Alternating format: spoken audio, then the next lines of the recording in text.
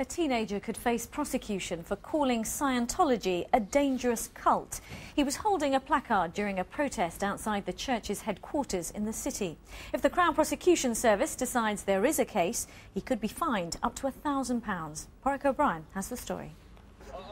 As public disorders go, it was all, well, pretty orderly. A group of masked protesters called Anonymous, who regularly demonstrate against the Church of Scientology, had gathered outside their HQ in the city. The whole thing was filmed and posted on YouTube.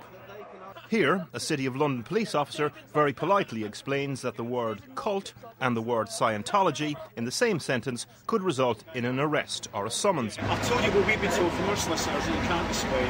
If you choose to ignore that, it's entirely up to you, but I've got to warn you, you will be prosecuted. Protesters and police shake on it. EpicNoseGuy it is. Here, EpicNoseGuy is cautioned under a Public Disorder Act because his sign reads, "Scientology is not a religion, it's a dangerous cult." If not, then I'll have to go back and either summons you or arrest you. EpicNoseGuy refuses to withdraw the sign and gets a summons. We spoke to the Church of Scientology today and they referred us to the police. The police confirmed the story and said they're sending a file to the Crown Prosecution Service. Section 5 of the Public Order Act makes it an offence for somebody to display a sign which is threatening, abusive or insulting if there's somebody around who's likely to be caused harassment, alarm or distress by it. And what this case may come down to is whether it can really be considered insulting to call Scientology a cult.